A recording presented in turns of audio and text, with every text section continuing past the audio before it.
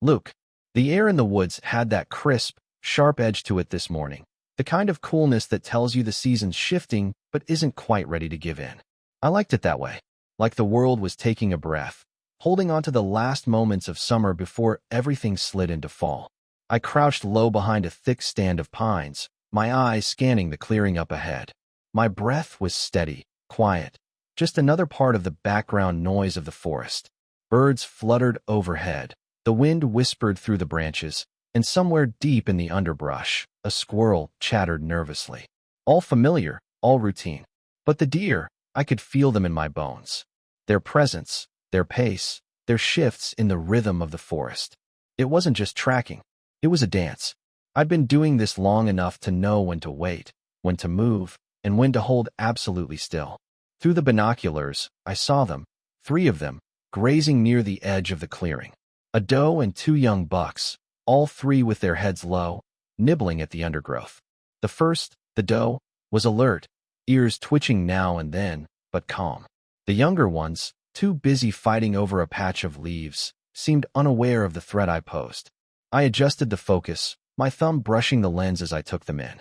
Calm, beautiful, almost as if the world hadn't been touched by the chaos of everything else, every part of life that wasn't here in this stillness. I didn't feel the usual pull to rush, to finish this task quickly. I didn't need to bring them in today. I was just here, breathing in the quiet, watching and listening to the rhythm of the forest. Everything was measured, controlled. It was the one part of my life where I could count on the rules. I'd found something similar in this place, a rhythm of my own. Something steady, no matter how much the rest of the world spun around. The thought of leaving here, it was a lot to wrestle with. My sister Sophie had asked me 100 times why I was still here, why I hadn't gone back to where I was supposed to be. Work, family, the life I used to have. And I always told her the same thing. I was here because I had unfinished business. But there was something else too. A kind of pull that came with this place. The mountains. The trees.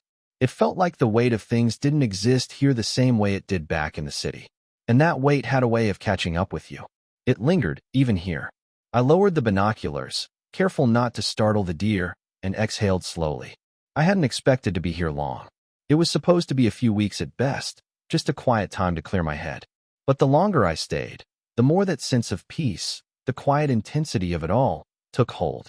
I leaned against a nearby tree, my back resting against the rough bark, and listened to the world breathe around me. The deer, the breeze, the birds. It was a reminder that this moment, was enough. But then, just as I let my guard down, a rustling in the distance pulled my attention away from the deer. A snap of a twig, a shuffle in the brush. It wasn't the wind this time. I could feel it in my gut.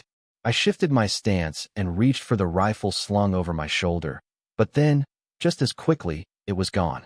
The sound had disappeared into the deeper woods. I frowned. That was odd. Too quiet. Still, I didn't move, didn't break the calm I'd worked so hard to build. The deer were still there, unbothered, grazing in their world, oblivious to the one that had just shifted. I watched for a moment longer before I stood, slowly, taking a few careful steps toward the path that would lead me back to the cabin. It was easy to lose yourself out here in the woods, to forget that everything around you was just a part of something bigger, something you couldn't control.